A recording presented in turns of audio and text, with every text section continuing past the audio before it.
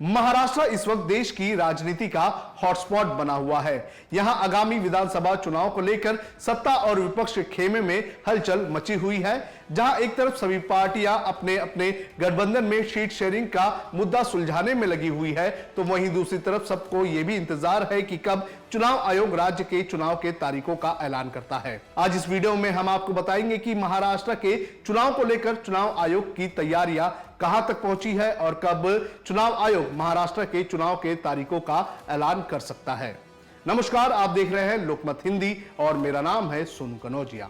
महाराष्ट्र में एकनाथ शिंदे की सरकार का कार्यकाल 28 नवंबर को खत्म होने जा रहा है। ऐसे में इसके पहले चुनाव आयोग को राज्य में चुनाव खत्म करके राज्य की जनता को नई सरकार देनी है और इसी तैयारी में इस वक्त चुनाव आयोग लगी हुई है। चुनाव आयोग द्वारा जारी किए गए एक प्रेस रिलीज के अनुसार आयोग दावों और आपत्तियों का निपटारा, डेटाबेस को अपडेट करना और प्रिंटिंग सप्लीमेंट्स का काम 29 अगस्त तक पूरा कर लेगी।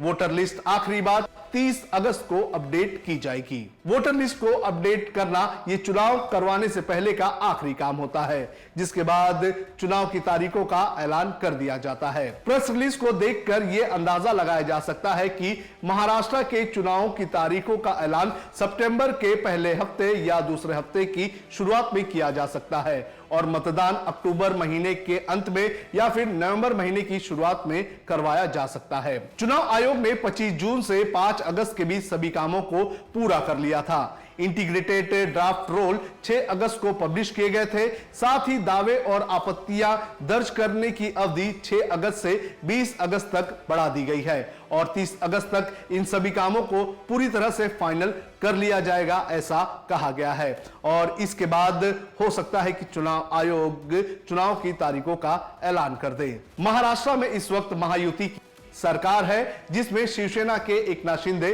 मुख्यमंत्री, बीजेपी के देवेंद्र फडणवीस और एनसीपी के अजित पवार उप मुख्यमंत्री हैं। जुलाई 2022 में महाराष्ट्र में बड़ा राजनीतिक भूचाल आया था, जब एकनाथ शिंदे ने उद्धव ठाकरे के साथ बगावत कर ली थी और बीजेपी के साथ मिलकर सरकार बना ली थी। कम विधायक होने के बाद भी बीजेपी ने एकनाथ शिंदे को मुख्यमंत्री बनाया था और देवेंद्र फडणवीस राज्य के उप मुख्यमंत्री बने थे। इसके एक साल बाद शरद पवार की एनसीपी भी टूट गई। अजित पवार 41 विधायकों के साथ बीजेपी और शिंदे के साथ चले गए। अब ये तीनों पार्टी महायुति बनाकर मैदान में हैं। वहीं दूसरी तरफ विपक्ष का गठबंधन महाविकास अघाड़ी भी पूरे जोश के साथ है। लोकसभा चुनाव के नतीजों के बाद इस गठबंधन के सभी घटक दल में आत्मविश्वास भर भर कर है।